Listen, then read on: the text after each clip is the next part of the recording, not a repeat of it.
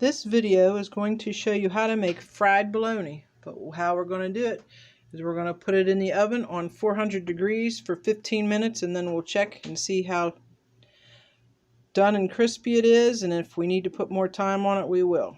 But first we'll do 400 degrees for 15 minutes, and all you do is line a pan with parchment paper, spread out all your bologna, one layer, and it staggers so it can get nice and crispy. We're going to put it in the oven and wait 15 minutes and then see how it looks. Okay, the bologna's been in the oven for 15 minutes. We're going to flip them all over, put it back in again for another 15 minutes until it's nice and crispy. This is the way you do fried bologna if you got a whole bunch of people that like it. You can do it all at one time. So